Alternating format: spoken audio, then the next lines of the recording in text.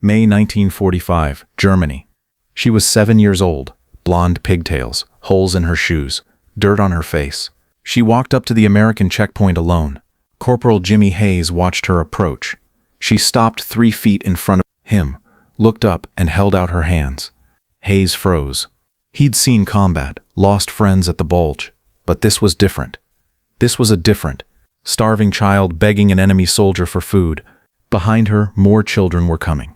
10, 20, 30, all hollow-eyed, all silent. Hayes had one candy bar in his pocket. His orders were clear: don't feed German civilians. But the little girl was still standing there, still waiting. What happened next would reach General Patton's desk within hours and force him to make a decision that would define what kind of army they wanted to be. This is what Patton said. Before we continue, make sure you subscribe. We tell the stories about World War II that show the hardest decisions and the humanity behind them. The town was Kronberg, small German town. The fighting had moved through 2 weeks earlier. The people were starving. The Americans set up a checkpoint.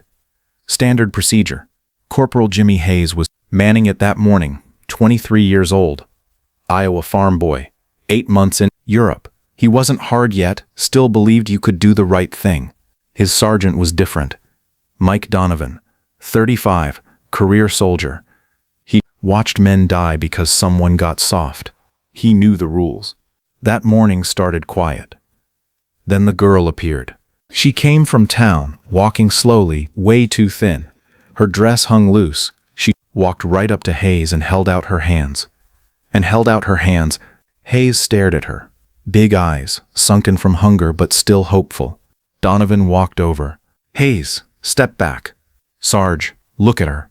I see a German civilian. We don't feed them. She's a kid. German kid. Her father could be in those woods with a rifle. Hayes reached for his pocket. The candy bar was still there. 3 days he'd been saving it. Donovan grabbed his wrist. Don't. It's one candy bar. You give her that. Every kid in town shows up tomorrow. Then what? You feeding 3,000 people? Hayes hesitated. Behind the girl, more children appeared, coming from side streets, slowly. Within 5 minutes, 30 kids, all thin, all watching Hayes. They didn't push, didn't shout, just stood there, hoping. One older boy stepped forward, broken English. Please, sir, we are hungry, very hungry, hungry. Donovan answered first. No, go back to town. Please, the little ones have not eaten in 3 days. Not our problem, go home. One of the younger girls started crying. Quiet tears, too weak to cry loudly. That broke something in Hayes. He pulled out the candy bar, unwrapped it. Donovan grabbed his arm. Hayes, I'm ordering you, do not give them that chocolate. They're starving. A lot of people are starving. That's what happens when you start a war and lose. Hayes looked at the girl with pigtails, still holding out her hands. Did she start the war? She's 7.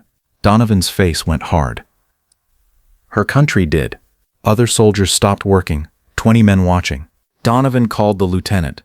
Lieutenant Parker arrived, young officer. First, real command. Sergeant, situation, German civilians begging for food. I said no per regulations.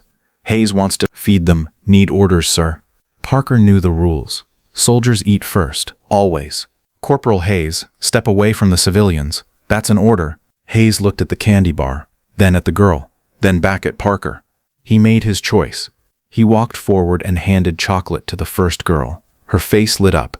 She took it carefully, like gold, put it in her mouth, closed her eyes. The other children surged forward. Hayes moved fast, breaking pieces, handing them out. 30 kids, 1 candy bar. Most got nothing. The kids who got chocolate didn't just eat it. The older ones split their pieces, gave some to younger ones. They understood sacrifice. 30 seconds later, it was gone. Hayes turned his pockets inside out, showed them empty. The children understood, turned slowly and walked back toward town. The girl with pigtails was last to leave. She looked back at Hayes once, then followed the others. Hayes felt hollow. Lieutenant Parker walked over. Corporal, you just disobeyed a direct order. Yes, sir. That's court-martial offense. Yes, sir. I'm writing this up, sending it to command. You're confined to camp until they decide. Yes, sir. The report went up through channels. By next afternoon, it was on General Patton's desk. Patton read it twice. A corporal had defied orders to feed enemy children. This wasn't about one candy bar. This was about what kind of army they were. He picked up the phone. "I'm coming down there. Don't do anything until I arrive." Next morning, Patton's Jeep rolled into Kronberg, 4 stars on the bumper. The children were there again, more this time, 50. Word had spread. Patton climbed out, looked at them. They stared back. Just another American officer. He walked to Lieutenant Parker. "Show me the corporal." Hayes was brought forward, stood at attention, terrified. This was General Patton. Patton looked at Hayes. Up and down. "You gave your ration to enemy civilians." Yes, sir. "Why?" Hayes chose honesty. "Because they were hungry, sir. They're just kids. Just kids. You know what kids grow into, sir?" Adults. German adults, who might fight us again. Hayes said nothing. Patton turned to Parker. "Your recommendation?" "Sir, discipline is necessary. If soldiers make individual decisions, we lose cohesion." Patton nodded. Then he walked to the children. They stepped back. This man felt dangerous. Patton walked to the girl with pigtails, and he knelt down, got on her level. He pulled out a candy bar, held it out. "Take it," he said quietly. She took it with shaking hands. Patton stood, turned to his staff. "Get me the supply officer." A major hurried forward. "Yes, sir." "How much food do we have?" "Ample supplies, sir. 2 months' worth. Set up a distribution point here. Twice a day. Feed these civilians. Not a lot. Just enough so they don't starve." The major hesitated. "Sir, regulations." "I know the regulations. I'm changing them for this sector. We feed non-combatants, especially children."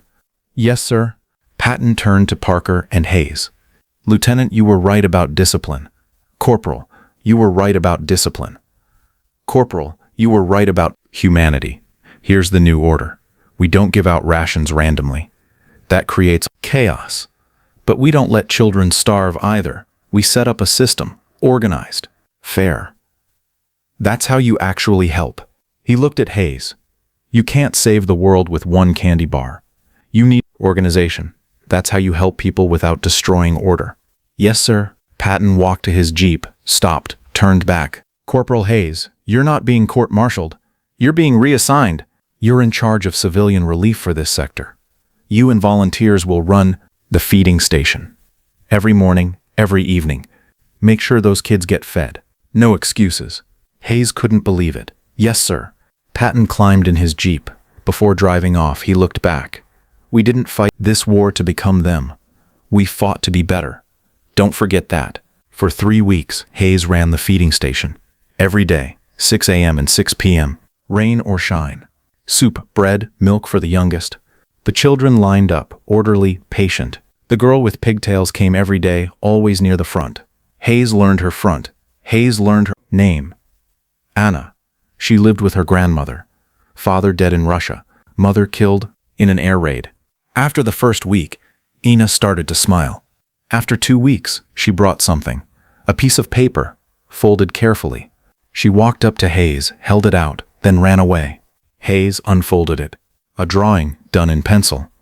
An American soldier giving bread to a child. The soldier wore corporal stripes. The child had pigtails. She'd drawn his face, every detail. Hayes kept that drawing for the rest of his life, carried it through the war, brought it home, framed it, hung it on his wall. Years later, his grandson asked about it. "Grandpa, why do you have a kid's drawing on your wall?" Hayes looked at it for a long moment.